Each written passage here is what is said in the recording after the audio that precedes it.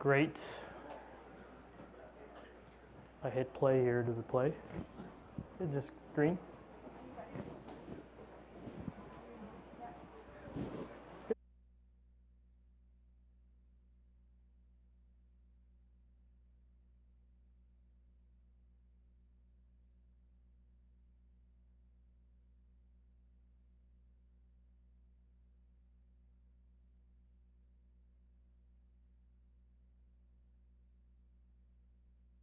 Everyone hear me in the back? Ooh, really hear me now. Great. Yeah, my name is Henry Mom. I'm the Business Development and Sales Director for the Americas region for Electrolyzers at Accelera by Cummins. And I'm here to talk about economics of electrolyzers, kind of things you want to think about when you talk about cost with electrolyzers, kind of a hot topic. I've been working in the hydrogen space for about 2 years. Honestly, been like the longest 2 years of my life. It's been such a busy time. I kind of count them as dog years, so multiplied by 7, and you kind of feels like 15 years now. But very, very excited to be speaking with the team here today and talking about costs. So just to kind of level set the group here, Cummins and Accelera, we're one company. Accelera is a business unit within the Cummins umbrella. Accelera is a business unit within the Cummins umbrella. So we have an engine business unit. So you probably heard of our diesel engines, our diesel gensets. We've been doing that for many decades at this point in time. Components and distribution business units supporting those product lines. And now we have this zero emission business unit really focused on, electrolyzers, fuel cell, batteries, e-traction, things for like electric vehicles. So Accelera by Cummins really focused on that zero emission technology. So that's where I work. That's what we're going to be talking about electrolyzers today. Big company, over 70,000 employees, a lot of money spent on development and research. Really excited to speak about electrolyzers with you today. But as you can see, I'm focused on electrolysis, so I highlighted that. So main 3 key levers when you're thinking about LCOH, levelized cost of hydrogen. Where you're getting the power, the green electrons, that's a big cost to think about. And the other end of the spectrum is how you distribute and storage and distribute that hydrogen. That's an additional big cost. But the thing that I wanted to talk to you about today was really just the production piece, the costs associated with it, the utilization of the plant, the efficiencies associated with the plant. That's kind of where a lot of the discussion is going to happen today. So with that, what is LCOH? So basically you're taking like the cost of green hydrogen production over the lifetime of the project, bringing it to today's net present value and dividing it by the total hydrogen you made. And that's like your cost over the life of the project. So things that you really want to look at when you're looking at that levelized costs to really calculate that price you want to have for the market. It's really like a combination of 2 things, right? You're adding kind of CapEx and OpEx. And the CapEx is like, all right, what kind of electrolyzer do you want to use? Are you using alkaline? Are you using PEM, SOEC? There's a lot of options out there, right? The number of cell stacks, what kind of cell stacks based on that technology? The balance of stack associated with utilizing the cell stacks. So things like the separating tanks, recirculating pumps. These are things you got to think about in the CapEx piece. And then obviously the balance of plant, things like the building that you put these electrolyzers in, the utilities you need like cooling water, compressed air, nitrogen, that's all put together in that CapEx number. So that's something you definitely want to think about when you're calculating that LCOH. The other end is the OpEx, so the operational costs, things like the efficiency of the cell stack. So not all electrolyzers are created equal. All the different types of technologies have different levels of efficiencies associated with them. Some of them degrade at a different rate than others, depending how you operate it. How you operate it is another operational factor. The capacity in terms of how you run the electrolyzer. Are you utilizing the electrolyzer to full extent, or are you just using it for like a partial load? How often you change those cell stacks or refurbish those cell stacks, because they only have a finite amount of life to them too, right? So these are things you got to think about. We talked about load factor, maintenance costs, other costs associated with the plant. These are things that you want to think about. And that's LCOH, just to kind of get everyone on board on what that is and what's covered within that. So this is just an example of kind of where the sensitivity kind of comes in. Things like the cost of electricity over time, over the life of the project, the load factor. These things really drive the LCOH pretty tremendously, right? So your levelized cost of hydrogen. So the lower, obviously, your electricity costs, the higher utilization of your factory, the better your cost of hydrogen will be over that time period. These are just some levers and depending how high up and down you go or left or right, you can kind of see it becomes better for you from a cost standpoint, which gives you a more, I'd say, affordable product in the market, right? So, but the things is, like, if you have a high cost of electricity or you have low load factors because you can't get full, usage of the factory, these things really hurt your levelized costs, which will really hinder your price in the market, which will make you not competitive, right? So these are things you got to think about as you kind of move forward. These are just some knobs here. You can kind of almost have a few dimensions to this, like let's say, the type of electrolyzer, the type of efficiencies associated with it. So that's all. You can kind of cut this in many different ways, but this kind of gives you an idea of some like the sensitivity associated with the cost of electricity and the load factor, two of the biggest knobs you can turn when you're talking about cost of owning and operating an electrolyzer plant. So this is our product offering at Accelera today. I like to call it our t-shirt slide. So, we have a small unit for alkaline applications, less than 500 kilowatts. We have a medium-sized unit for 2.5 megawatts, containerized turnkey.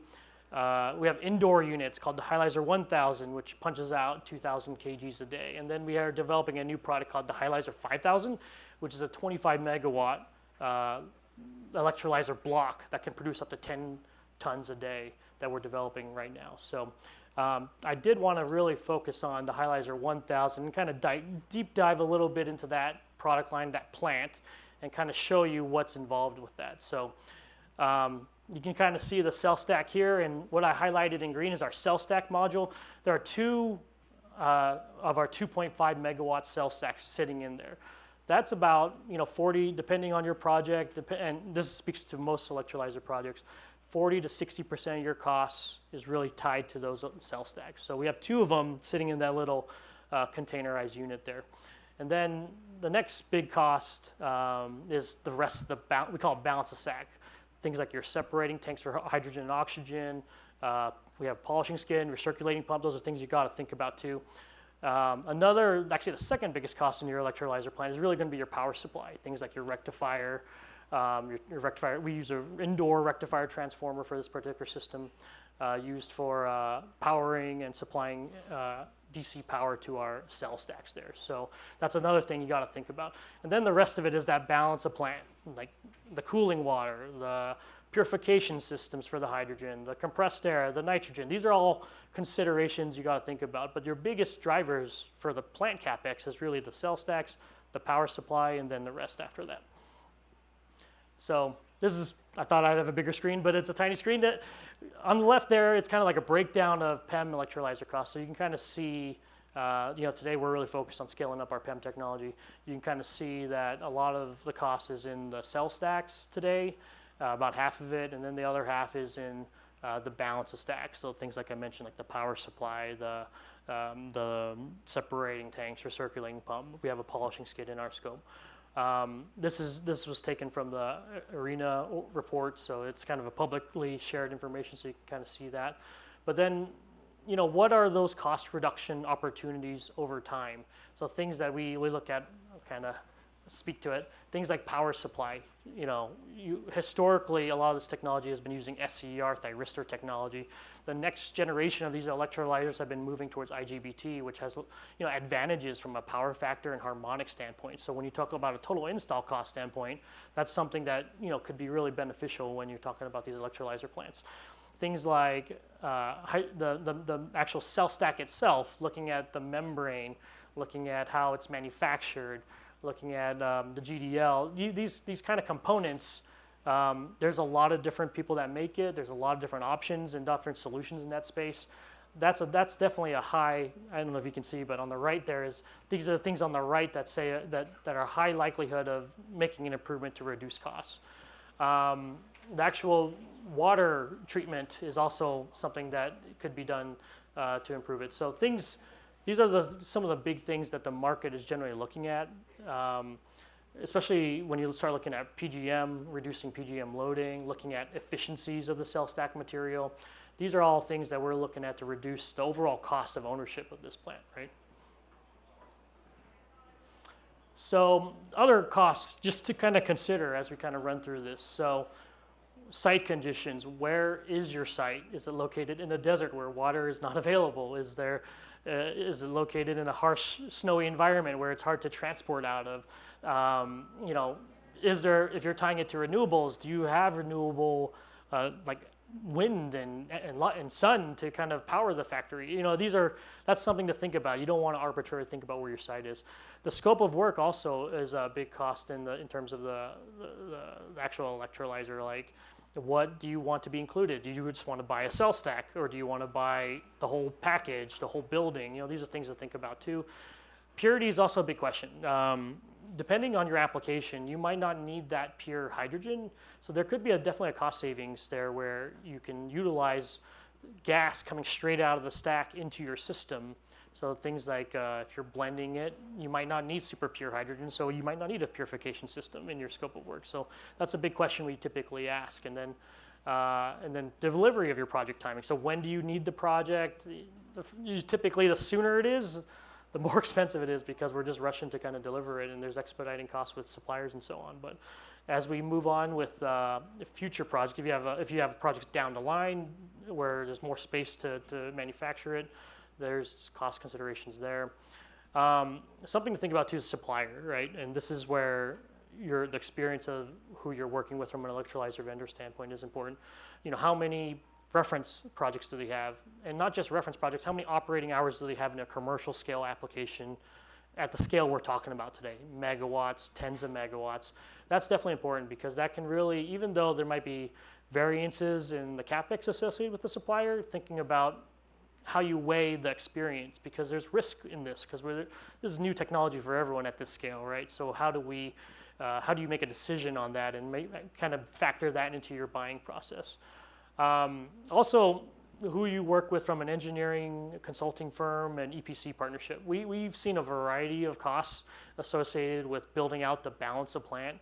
I've seen 1 to 3x the cost of for the same scope of work, depending on who your EPC partner is and engineering partners are.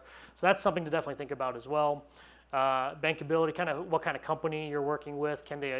If you're talking about hundreds of megawatts, gigawatt scale applications, making sure you're working out with a company that is financially stable, has a strong balance sheet, is capable to manage the ups and downs of projects, because we know that does happen over time.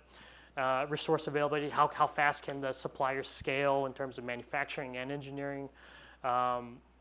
Technological advancement's a tricky one too, because today we have a specific efficiency for our electrolyzers, but that efficiency might be different in about 5 years, right? So this is probably common to all electrolyzer vendors as well. So something to think about too is when do you pull the trigger on these electrolyzer factories? That is a big question mark too. And then obviously, 45V and hub decisions, that also plays a factor in it. But if you're looking at other countries or other regions, in Canada, there's opportunities with ITC. There's in Latin America, I know there's Corfo in Chile, and there's other opportunities in Brazil. So these are other things you want to think about. So what are we doing today to kind of reduce that cost? This is what Cummins and Accelera are doing. We're really leveraging what Cummins is really good at, right? We take a standard product, scale it up, and just make a lot of them repeatably with high quality and performance. And we've been doing that for decades with our gen sets. We've been doing that decades for our diesel engines.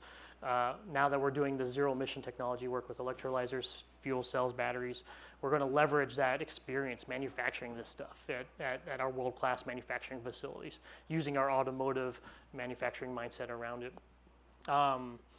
In terms of costs, looking at our stack performance, we do have a leading efficiency, and we're not stopping there, right? We want to continue improving our cell stack and improving our efficiency of our overall system to really reduce that LCOH over time. And then, like I mentioned, standard product. I think we talked about it a lot yesterday, one of the talks in the back. But focus on developing a standard product and a modular design that can be easy to install for an EPC, easy to specify for an engineering firm, and easy for us to support from a manufacturing and scaling standpoint. And then obviously scaling our product design. So we created that Hylizer 1000, that 5 megawatt block a few years ago. Now we're developing one of the largest electrolyzer blocks, 25 megawatt block Hylizer 5000 now, and then continuing to scale that up over time. So that's kind of what we're doing from Accelera standpoint to really reduce the costs and get us to more of that dollar per kilogram cost of hydrogen in the future. So with that, I have one more slide. Just this is the stuff we're doing in the news. If you kind of Google search Accelera and Cummins and electrolyzers, you'll find a lot of good stuff. But with that, I think I'm wrapped up. So thank you so much, everyone.